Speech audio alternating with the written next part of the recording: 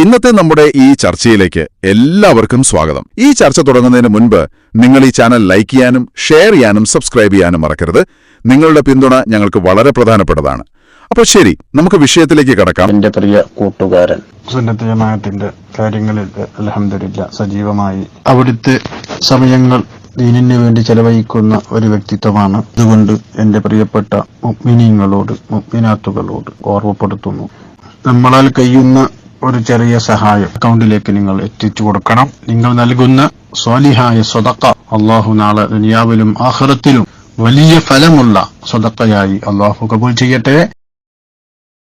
സുജയ പാർവതിക്ക് അറിയാമല്ലോ, ശോഭാ സുരേന്ദ്രൻ ആദ്യമായിട്ട് മുഖാമുഖം സുജയ പാർവതിയെ എവിടെയാണ് കാണുന്നത് കണ്ടത് എന്ന് സുജയ മറന്നിട്ടുണ്ടാകും, ഞാൻ മറന്നിട്ടില്ല. ശോഭാ സുരേന്ദ്രൻ ആൻഡ്രൂ അഗസ്റ്റിനെതിരെ റിപ്പോർട്ടറിനെതിരെയും നടത്തിയ ഒരു പത്രസമ്മേളനമുണ്ട്. ആ പത്രസമ്മേളനത്തിൽ ചില ഞെട്ടിക്കുന്ന വെളിപ്പെടുത്തലുകൾ കൂടി അവർ നടത്തിയിട്ടുണ്ട്. അത് ശോഭാ സുരേന്ദ്രൻ നടത്തിയിരിക്കുന്നത് ആൻഡ്രൂ അഗസ്റ്റിനെതിരെയും ചാനലിലെ BJP മുഖമായി അവതരിപ്പിച്ചിരിക്കുന്ന സുജയ പാർവതിക്കെതിരെയുമാണ്. സുജയ പാർവതി എങ്ങനെയാണ് 24 ചാനൽ, അതായത് അവർ നേരത്തെ വർക്ക് ചെയ്തുകൊണ്ടിരുന്ന 24 ചാനലിൽ നിന്ന് വിട്ടുപോരുന്നത് എന്നതും അതിനുവേണ്ടി ഒരു കള്ളക്കഥ ഉണ്ടാക്കിയത് എങ്ങനെയാണെന്നും ഒക്കെ വെളിപ്പെടുത്തുകയാണ്. മാത്രമല്ല, സുജയോട് ശോഭാ സുരേന്ദ്രൻ പറയുകയാണ്, നമ്മൾ തമ്മിൽ മുഖാമുഖം ആദ്യമായി കാണുന്നത് എവിടെയാണെന്ന് നിങ്ങൾക്ക് ഓർമ്മയുണ്ടല്ലോ അല്ലെ? അത് ഇനിയൊരവസരത്തിൽ ഇനിയും, അതായത് അവരെ പ്രവോക്ക് ചെയ്തിട്ടുണ്ടെങ്കിൽ ആ രഹസ്യം കൂടി ഞാൻ വെളിപ്പെടുത്തുമെന്ന് ശോഭാ സുരേന്ദ്രൻ പറയുന്നു. മാത്രമല്ല, 24 ചാനലും റിപ്പോർട്ടർ TVയും ചേട്ടനനിയന്മാരാണെന്നും അതിന് പിന്നിലെ കള്ളക്കളികളും രാഷ്ട്രീയ അജണ്ടയും ഒക്കെ എന്താണെന്ന് കൂടി അവർ വെളിപ്പെടുത്തുന്നുണ്ട്. എന്തായാലും സുജയ പാർവതിയെ കുറിച്ചും റിപ്പോർട്ടർ ചാനലിനെ കുറിച്ചും ആൻഡ്രൂ അഗസ്റ്റിനെ കുറിച്ചും ഒക്കെ പറയുന്ന ആ വെളിപ്പെടുത്തലിലേക്ക് നിങ്ങൾ ഈ മാധ്യമ സുഹൃത്തുക്കൾ ഉൾപ്പെടെ മാധ്യമ പ്രവർത്തകർ ഉൾപ്പെടെയുള്ളവരോട് എനിക്ക് പറയാനുള്ളത്, എനിക്ക് ഒരല്പം ചൂട് കൂടുതലാണ്, എനിക്ക് ഒരല്പം ഇമോഷൻസ് കൂടുതലാണ്. എന്നെ കേട്ടിട്ടുള്ള എൻ്റെ കേരളത്തിലെ ജനങ്ങളോട് എനിക്കുള്ള അഭ്യർത്ഥന, ഞാൻ കുറച്ച് ചൂടായിട്ട് സംസാരിച്ചിട്ടുണ്ട്. അത് നിങ്ങളുടെ വീടിനകത്തിരിക്കുന്ന അമ്മയെയോ ഭാര്യയെയോ നിങ്ങളുടെ മകളെയോ ഇത്തരത്തിൽ ഏതെങ്കിലും ഒരു വ്യാജൻ വന്ന് ആക്രമിക്കുമ്പോൾ, വേദനിപ്പിക്കുമ്പോൾ, അപ്പോൾ നിങ്ങൾക്ക് മനസ്സിലാക്കാൻ സാധിക്കുമല്ലോ എന്തായിരിക്കും ഒരു സ്ത്രീയുടെ വേദന. ആ വേദന എനിക്കുണ്ട്, എനിക്ക് കുറച്ച് ഇമോഷൻസ് കൂടുതലാണ്. നിയമം അറിയുന്ന 1000 വക്കീലന്മാർ എൻ്റെ കൂടെയുമുണ്ട്. പൈസയ്ക്ക് മാത്രമേ കുറവുള്ളൂ, വലിയ കുറവൊന്നുമില്ല. ഇപ്പോൾ പഴയ അവസ്ഥ പോലെയല്ല, പണ്ട് കുറവുണ്ടായിരുന്നു. ഇന്ന് ഈശ്വരാധീനം കൊണ്ട് നിങ്ങളുടെയൊക്കെ പ്രാർത്ഥന കൊണ്ട് 2 കുട്ടികൾ നല്ല അവസ്ഥയിൽ നിൽക്കുന്നുണ്ട്. അപ്പോൾ അതുകൊണ്ട് എനിക്ക് എൻ്റെ കേരളത്തിൻ്റെ പൊതുസമൂഹത്തോടുള്ള അഭ്യർത്ഥന, ദയവ് ചെയ്ത് ഈ ചാനൽ ദയവ് ചെയ്ത് നിങ്ങൾ കാണരുത്. ഇത് ഇവരുടെ നാടകമാണ്. ഇവർ BJPയോട് ഒരു താല്പര്യവുമുള്ള ഒരു ചാനലല്ല. BJPയോട് താല്പര്യമുള്ള ഒരാളാക്കിയിട്ട് അവരൊരു സ്ത്രീയെ അവതരിപ്പിച്ചു. ആ സ്ത്രീയാണ് സുജയ പാർവതി. അവരാദ്യം 24-ലായിരുന്നു ജോലി ചെയ്തിരുന്നത്. അപ്പോൾ നാട്ടുകാർ എന്ത് കരുതി? 24 റിപ്പോർട്ടറും രണ്ടും രണ്ടാണ്. അല്ല, റിപ്പോർട്ടറിൽ നിന്ന് തന്ത്രപൂർവം ഭാരതീയ മസൂർ സംഘത്തിൻ്റെ ഒരു പരിപാടിയിൽ വിളക്ക് കൊളുത്താൻ വേണ്ടിയിട്ട് പറഞ്ഞയക്കുന്നു. അതിൻ്റെ പിറകിലും ഈ തിരക്കഥാകൃത്തുക്കളാണ്. അവിടെ വിളക്ക് കൊളുത്തിയപ്പോൾ എൻ്റെ സഹപ്രവർത്തകന്മാരൊക്കെ വിചാരിച്ചു ഈ സ്ത്രീക്ക് സംഘടനാപരമായിട്ടുള്ള ബോധമുള്ളതിൻ്റെ അടിസ്ഥാനത്തിൽ വന്നിരിക്കുകയാണ്, സംഘടനാ താല്പര്യമുള്ളത് കൊണ്ടാണ് വന്നത് എന്ന് പ്രസ്ഥാനം തെറ്റിദ്ധരിച്ചു. അങ്ങനെ വിളക്ക് കൊളുത്തിയതിന് ശേഷം ആ ചാനലിൽ നിന്ന് കടുത്ത നടപടി ഉണ്ടാകുന്നു എന്നുള്ള ഒരു വാർത്തയുണ്ടാക്കി അത് പുറത്തിടുന്നു. പിന്നെ അതിനെ തുടർന്ന് ധാരാളം ചർച്ചകൾ. എൻ്റെ പാവപ്പെട്ട പ്രവർത്തകന്മാരും സിന്ദാബാദ് വിളിച്ചു സുജയ പാർവതിക്ക് വേണ്ടിയിട്ട്. കാരണം എന്താണ്? സംഘ താല്പര്യം മനസ്സിലുള്ള ഒരാളാണ് എന്ന് കരുതി. അത് കഴിഞ്ഞപ്പോൾ പിന്നീട് കണ്ടത് സുജയ പാർവതിയെ റിപ്പോർട്ടറിലേക്ക് എടുക്കുന്നു. റിപ്പോർട്ടറും 24 ചേട്ടനും അനിയനുമാണ്. അങ്ങനെ ഒരു നാടകം. അങ്ങനെ സുജയ പാർവതി മറ്റൊരു ചാനലിൽ റിപ്പോർട്ടറിൽ വന്നിരിക്കുന്നു. എന്നിട്ട് ശോഭാ സുരേന്ദ്രനെ ഇകഴ്ത്തുക. മറ്റൊരു കേസ് വരുന്ന സമയത്ത് സുരേന്ദ്രനെതിരായിട്ട് വേറൊരാൾ അവതരിപ്പിക്കുക. അത് അവതരിപ്പിച്ച് അതിനെ എക്സ്പ്ലെയിൻ ചെയ്യുമ്പോൾ എൻ്റെ പത്രസമ്മേളനം തന്നെ ഇപ്പോൾ ലാഗ് ചെയ്യുകയാണ്, ഞാൻ നിങ്ങളുടെ സമയം ഇനി കൂടുതൽ എടുക്കുന്നില്ല. ആ സമയത്ത് BJPക്ക് അനുകൂലമായിട്ട് സംസാരിക്കുക. സുജയ പാർവതിക്ക് അറിയാമല്ലോ, ശോഭാ സുരേന്ദ്രൻ ആദ്യമായിട്ട് മുഖാമുഖം സുജയ പാർവതിയെ എവിടെയാണ് കാണുന്നത് കണ്ടത് എന്ന് സുജയ മറന്നിട്ടുണ്ടാകും, ഞാൻ മറന്നിട്ടില്ല. അത് ഇനിയൊരവസരത്തിൽ ആവശ്യം വന്നാൽ അപ്പോൾ നമുക്ക് 2 കൂട്ടർക്കും കൂടിയിട്ട് പറയാം എന്നാണ്. എനിക്ക് സ്ത്രീകളോട് കുറച്ച് ബഹുമാനം കൂടുതലാണ്. അത് എന്നെ ഏത് രീതിയിൽ ആക്ഷേപിച്ചാലും എനിക്ക് സ്ത്രീകളോട് കുറച്ച് സ്നേഹം കൂടുതലാണ്. ഞാൻ എന്തായാലും എനിക്ക് ചാർട്ടർ ഫ്ലൈറ്റ് ഇല്ലല്ലോ. ഗോകുലം ഗോപാലേട്ടന് ചാർട്ടർ ഫ്ലൈറ്റ് ഉണ്ട്. എനിക്ക് ചാർട്ടർ ഫ്ലൈറ്റ് ഇല്ലാത്തത് കൊണ്ട്, എനിക്ക് താല്പര്യവുമില്ല, ഇല്ലാത്തത് കൊണ്ട് ഞാൻ മെല്ലെ ബസ്സിലും അതുപോലെ തന്നെ ട്രെയിനിലും ഫ്ലൈറ്റിലും ഒക്കെ കയറിയിട്ട് ഞാൻ ഇതിൻ്റെ പിറകിൽ കുറച്ച് കാലം യാത്ര ചെയ്യുന്നുണ്ട്. മാധ്യമ സുഹൃത്തുക്കളോട് അതാ പറയുന്നത്. കോടതിയിൽ കേസും കൊടുത്തിട്ടുണ്ട്. അപ്പോൾ ഇത്രയൊക്കെ എനിക്ക് 2 ദിവസം കൊണ്ട് അന്വേഷിച്ച് കണ്ടെത്താൻ സാധിച്ചിട്ടുണ്ടെങ്കിൽ, ഇത്രയൊക്കെ ഞാൻ നിങ്ങളുടെ മുന്നിൽ വെച്ചുവല്ലോ, ഇതെല്ലാം കഴിഞ്ഞ 2 ദിവസത്തെ ഗ്യാപ്പിനകത്ത് എനിക്ക് ചെയ്യാൻ സാധിച്ചിട്ടുണ്ടെങ്കിൽ, ഇത്രയേറെ എന്നെ മോശക്കാരിയായി ചിത്രീകരിച്ചിട്ടും ഞാൻ ഈ പൊതുസമൂഹത്തിന് മുന്നിൽ നിൽക്കുകയാണ്. 2 ദിവസം 3 ദിവസമൊക്കെ ചിലപ്പോൾ ഞാൻ കരഞ്ഞിട്ടുണ്ടാവും. നിങ്ങളുടെ വീട്ടിലും നിങ്ങളുടെ സഹോദരിമാരും നിങ്ങളുടെ അമ്മമാരും ഒക്കെ ദുഃഖം വന്നാൽ കരയില്ലേ? അതുപോലെ ചിലപ്പോൾ ഉണ്ടാകും. പക്ഷെ ഫൈറ്റിംഗ് മൂഡുണ്ടല്ലോ, അത് കുറയ്ക്കാമെന്ന് ആരും കരുതണ്ട. പിന്നെ ഇന്നലെ അന്വേഷിച്ച ഹോട്ടലിലെ പ്രധാനപ്പെട്ട വ്യക്തിയോട് പറഞ്ഞിട്ടുള്ളത്, ചൈനയിൽ നിന്ന് ഒരു ആപ്പ് കൊണ്ടുവന്നിട്ടുണ്ട് ആൻഡോ മുതലാളി. ആ ചൈനയിൽ നിന്ന് കൊണ്ടുവന്ന ആപ്പ് ഉപയോഗിച്ചുകൊണ്ട് ഏത് രീതിയിലും ഞാൻ സംഭാഷണങ്ങൾ ക്രിയേറ്റ് ചെയ്യും, ശോഭാ സുരേന്ദ്രനെ ഒന്നുമല്ലാതാക്കുമെന്ന് കൂടി പറഞ്ഞിട്ടുണ്ട്. അപ്പോൾ എനിക്ക് ഒരു കാര്യം ഉറപ്പായി, 4 വർഷം മുമ്പ് കേരളത്തിൽ ക്രൈം നന്ദകുമാറിൻ്റെ കയ്യിൽ കൊണ്ടുപോയി കൊടുത്ത ഇതിൻ്റെയൊക്കെ പിറകിൽ ആരാണെന്ന്, ഇതെല്ലാം ബാക്കിയെല്ലാം കോടതിയിലാണ്. ഇനി ബാക്കി കൂടുതലൊന്നും പൊതുസമൂഹത്തിൻ്റെ മുന്നിൽ ഞാനിപ്പോൾ പറയുന്നില്ല. ഇന്നലെ 1 തിരൂർ സതീഷ്, 2 ആൻഡോ റിപ്പോർട്ടർ ചാനലിൻ്റെ മുതലാളി, ബാക്കി അതിനകത്തിരിക്കുന്ന മാധ്യമ പ്രവർത്തകർ ഒരു സ്ത്രീയെ വ്യക്തിഹത്യ ചെയ്യുമ്പോൾ, അധിക്ഷേപിക്കുമ്പോൾ അവിടെ കൂടെ ഇരുന്ന് ചിരിക്കുകയും പുച്ഛിക്കുകയും അതിനെ പ്രോത്സാഹിപ്പിക്കുകയും ഒക്കെ ചെയ്ത ആളുകളുണ്ട്. പക്ഷേ അവരെ ഞാൻ സമൂഹത്തിന് വേണ്ടി വെറുതെ വിട്ടിരിക്കുകയാണ്. കാരണം അവർ മാധ്യമ പ്രവർത്തകരാണ്. അവർക്ക് ജീവിക്കാൻ വേണ്ടിയിട്ടാണ് ഈ ഫ്രോഡിനെ ആൻഡോ മുതലാളി എന്ന് വിളിക്കുന്നത്. അതുകൊണ്ട് അവർക്കെതിരെ ഞാൻ എന്തായാലും ഇപ്പോൾ തൽക്കാലം മാനനഷ്ട കേസ് കൊടുത്തിട്ടില്ല. അടിയന്തരാവസ്ഥ കാലത്തെ അല്ല DJയും വേടന്റെ പാട്ടുമൊക്കെ അല്ലല്ല. DJ നിങ്ങൾ അങ്ങനെ പറയാതെ, ഉള്ളിലിരിപ്പ് എന്താണെന്ന് നമുക്കറിയാമല്ലോ. RSSന്റെ കൊടി കാണുന്നത് വേടനാണ് പ്രശ്നമെന്നൊന്നുമല്ല. ശരി, DNA പറഞ്ഞപ്പോൾ മിണ്ടാതിരുന്നല്ലേ, കൂടുതലൊന്നും പറയാതിരുന്നതാണ് മെച്ചം.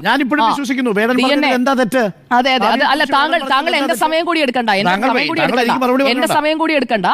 എന്തായാലും അപ്പോൾ ഇവിടെ പരിപാടി റദ്ദാക്കുന്നതായി രജിസ്ട്രാർ അറിയിച്ചു. എന്നിട്ട് എന്ത് പറ്റി? രജിസ്ട്രാർ അറിയിച്ചിട്ടും ഗവർണർ വേദിയിലെത്തി 6:25 പ്രതിഷേധിക്കാനായി നിന്ന SFI കുഞ്ഞുങ്ങളുടെയൊക്കെ ഇടയിൽ കൂടി തന്നെയാണ് ആ കാർ കടന്നു വന്നത്. അതും കണ്ണുള്ളവർക്ക് നല്ല രീതിയിൽ കാണാൻ പറ്റി. അപ്പോൾ പരിപാടി റദ്ദാക്കുന്നതായി ഒരു ഫോൺ കോൾ അങ്ങോട്ട് രാജ്ഭവനിലേക്ക് വിളിച്ചു കഴിഞ്ഞാൽ വരാതിരിക്കുന്ന ആളല്ല രാജേന്ദ്ര വിശ്വനാഥ അർലേക്കർ എന്നത് മുഖ്യമന്ത്രി പിണറായി വിജയനും അവിടെ പോയി എഴുതി തയ്യാറാക്കിയ പ്രസംഗം വായിച്ച മന്ത്രി വി ശിവൻകുട്ടിക്കും നേരത്തെ എതിർത്തിട്ട് പോയ മന്ത്രി പി പ്രസാദിനും ഒക്കെ നല്ല വൃത്തിക്ക് മനസ്സിലാക്കി കൊടുത്തിട്ടുണ്ട് ഇന്ന് ആ പരിപാടിയിൽ പങ്കെടുത്തതോടെ ഗവർണർ. ഇവിടെ സർവകലാശാല ചട്ടങ്ങൾക്ക് വിരുദ്ധമാണോ? അതാണല്ലോ നിയമപരമായി പരിശോധിക്കാൻ കഴിയുക. മതപരമായ ചിഹ്നമായിട്ടൊന്നും കാവിക്കൊടിയെ ഒരിടത്തും എടുത്ത് അങ്ങനെ കാണിക്കാൻ സാധിക്കില്ല. മതപരമായ ചിഹ്നമായി ഭാരതാംബയെയും എടുത്ത് കാണിക്കാൻ കഴിയില്ല. അതുകൊണ്ട് ആ ചിത്രം അവിടെ വെച്ചത് ചട്ടവിരുദ്ധമായി നോക്കി കാണാനും സാധിക്കില്ല. നിയമപരമായിട്ടൊക്കെ പരിശോധിച്ച് നോക്കിക്കോളൂ. അതൊക്കെ മനസ്സിലാക്കിയിട്ട് തന്നെയാണ് ഗവർണർ അവിടേക്ക് വന്നത്. ഈ നിയമോപദേശം തേടുന്ന ആളുകൾ ഒരു ഭാഗത്ത് മാത്രമല്ല മറുഭാഗത്തുമുണ്ട്. കൃത്യമായി അഭിഭാഷക പരിഷത്ത് അടക്കം ഉള്ള ഒരു സംവിധാനമാണ് RSS എന്നതുകൂടി മനസ്സിലാക്കിക്കോളൂ. അപ്പോൾ അടിയന്തരാവസ്ഥയുടെ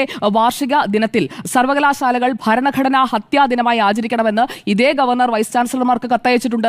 ആ കത്ത് വാങ്ങിയ അങ്ങനെയുള്ള പരിപാടികൾ നടത്തുന്നതിന് അനുമതി കൊടുത്ത ഒരു വൈസ് ചാൻസലറുമുണ്ട് കേരള സർവകലാശാലയ്ക്ക്. കേരള സർവകലാശാലയുടെ സെനറ്റ് ഹാളാണ്. അപ്പോൾ ഈ അടിയന്തരാവസ്ഥയുടെ വാർഷിക ദിനത്തിൽ സംഘടിപ്പിക്കാൻ കഴിയുന്ന ഉചിതമായ ഒരു പരിപാടി തന്നെയാണ് ഇന്ന് സെനറ്റ് ഹാളിൽ നടന്നത്. അല്ലാതെ അത് RSSന്റെ പരിപാടിയാക്കാൻ നോക്കേണ്ട. ഈ ദിവസം മറ്റൊരു കാര്യം കൂടിയുണ്ട്. രാജ്യം തന്നെ, കേന്ദ്ര സർക്കാർ തന്നെ അടിയന്തരാവസ്ഥയ്ക്കെതിരെ പോരാടിയവർക്ക് ആദരം അർപ്പിക്കുന്നതിനായി ഈ ദിവസം വിനിയോഗിക്കണമെന്ന് എല്ലാ സംസ്ഥാന സർക്കാരുകളോടും ആവശ്യപ്പെട്ടിട്ടുണ്ട്.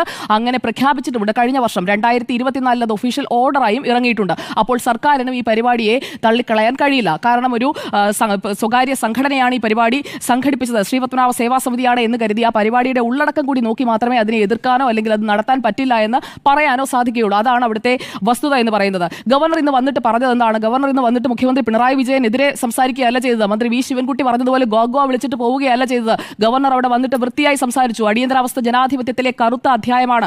2 മണിക്കൂറോളം താമസിച്ചതിന്റെ കാരണം നിങ്ങൾക്കറിയാം. ഞാൻ ആരെയും കുറ്റപ്പെടുത്തുന്നില്ല എന്ന് പറഞ്ഞ ഗവർണറാണോ ഇവിടുത്തെ പ്രകോപനക്കാരൻ? എന്ത് ലോജിക്കിന്റെ പേരിലാണ് ഗവർണറെ ഒരു പ്രകോപനക്കാരനായിട്ട് ഇവിടെ മുദ്ര കുത്തുന്നത്? അതൊക്കെ മനസ്സിലുള്ള ആ ഒരു വിദ്വേഷത്തിന്റെ പ്രതീകമായി പുറത്തേക്ക് വരുന്നതാണ്. അദ്ദേഹം പറഞ്ഞ കാര്യങ്ങൾ എന്താണ്? അടിയന്തരാവസ്ഥ കാലത്ത് ഞാനും പിതാവും ജയിലിലായിരുന്നു. അന്നത്തെ CPIM ബന്ധത്തെക്കുറിച്ച് MV ഗോവിന്ദൻ പറഞ്ഞതിന്റെ ബാക്കി ഇന്ന് ഗവർണർ പറഞ്ഞു വെച്ചിട്ടുണ്ട്. അത് മനഃപൂർവ്വം തമസ്കരിക്കേണ്ട. CPIM-ഉം ജനസംഘവും അക്കാലത്ത് അടിയന്തരാവസ്ഥ കാലത്ത് ഒന്നിച്ച് മത്സരിച്ചു.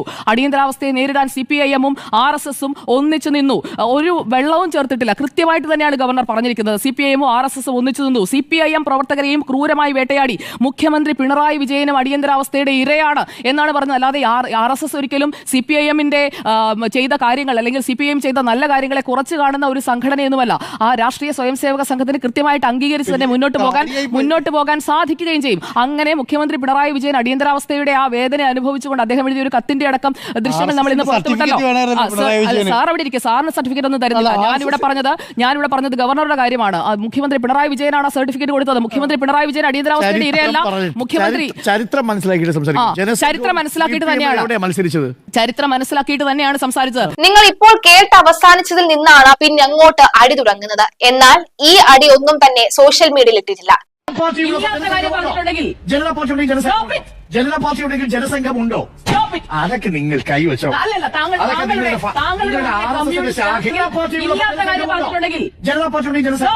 ജനതാ പാർട്ടിയുണ്ടെങ്കിൽ ജനസംഘമുണ്ടോ? അതൊക്കെ നിങ്ങൾ കൈവച്ചോ. നിങ്ങളുടെ ശാഖയില് ശാഖയെ കാണിക്കണ്ട. നിർത്തുന്ന പരിപാടിയില്ല. പറയണമെങ്കിൽ ചരിത്രം 1977 ജനതാ പാർട്ടി വരുമ്പോ എന്റെ അവസരമാണ്. താങ്കൾക്ക് പറയാനുള്ള മണ്ടത്തരങ്ങൾ താങ്കൾ അവിടെ സൗകര്യമില്ല.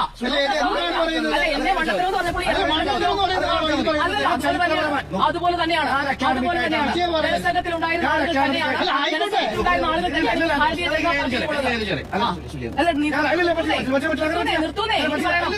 ഞാൻ പറഞ്ഞിട്ടാണ് പോട്ടെ. അല്ലല്ല അങ്ങനെ പറ്റില്ലല്ലോ. താങ്കൾ ഇങ്ങോട്ട് പറ.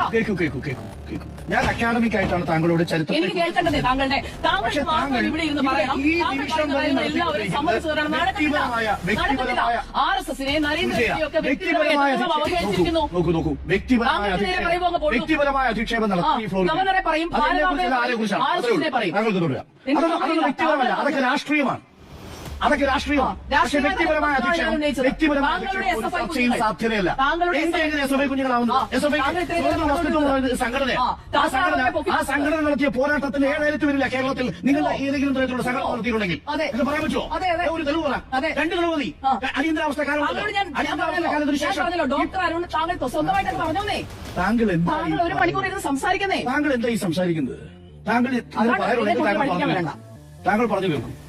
അല്ല വ്യക്തി അധിക്ഷേപത്തിന് വേണ്ടി സമയം എടുക്കും. പറയാനൊന്നുമില്ലെങ്കിൽ ആഘാതമുണ്ടെങ്കിൽ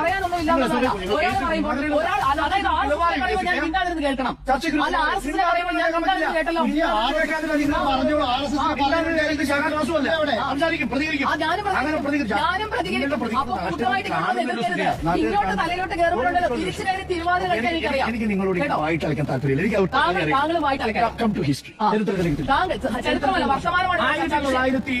ഇവിടെ ചർച്ചാ വിഷയം. അപ്പോഴേക്കും വിഷയം ഗതി മാറ്റിവിട്ട് താങ്കൾ ഉദ്ദേശിക്കുന്ന അതല്ല ഞാൻ പറയുന്നത്. ഞാൻ താങ്കൾ പറഞ്ഞ കാര്യത്തിൽ എന്തിനെങ്കിലും ഞാൻ അങ്ങോട്ട് കൗണ്ടർ ചെയ്യണോ?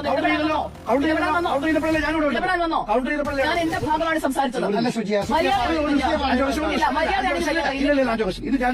എനിക്ക് സൗകര്യം ഒറ്റ കാര്യമുള്ളൂ. സൗകര്യം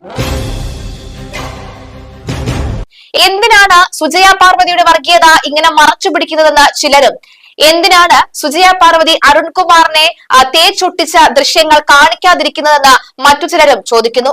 കേരള ഗവർണർ അടിയന്തരാവസ്ഥയെക്കുറിച്ചും CPM സഹകരണത്തെക്കുറിച്ചും പറഞ്ഞതോടുകൂടിയാണ് അരുൺകുമാർ തർക്കിച്ചത്.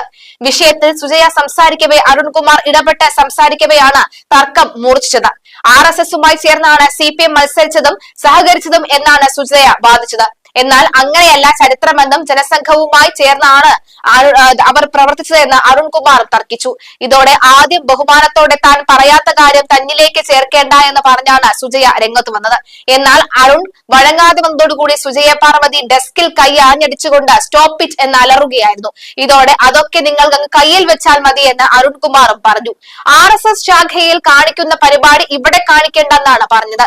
എന്റെ അവസരത്തിൽ താങ്കൾ പറയേണ്ടതില്ല എന്ന് സുജയ പറഞ്ഞു. തുടർന്ന് സുജയ തന്റെ വാദവും തുടർന്നു. ഡോക്ടർ അരുണിന്റെ പൊന്നോമന മക്കളായ SFI കുഞ്ഞുങ്ങളാണ് ഗവർണർക്കെതിരെ പ്രതിഷേധങ്ങളുമായി തർക്കങ്ങൾക്കുമായി രംഗത്ത് വന്നിരിക്കുന്നത് എന്നാണ് സുജയ പറഞ്ഞത്. തുടർന്ന് അങ്ങോട്ടും തർക്കം തുടർന്നു.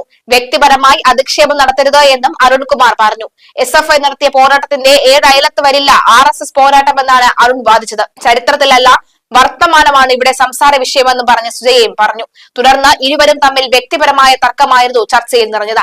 ഡോക്ടർ അരുൺ വിചാരിച്ച നിലയിൽ ചർച്ച മുന്നോട്ട് പോകാൻ തീരുമാനിക്കുന്നു, അതിന് തയ്യാറല്ല എന്ന സുജയയുടെ നിലപാട്. ഇതിനിടെ ഇരുവരും തമ്മിലുള്ള ചർച്ചയിൽ ആന്റോ ഇടപെട്ട് സംസാരിച്ചു. പ്രേക്ഷകർ കാണുന്നുണ്ടെന്നും തർക്കത്തിൽ അടിസ്ഥാനമില്ലെന്നുമാണ് ആന്റോ വാദിച്ചത്.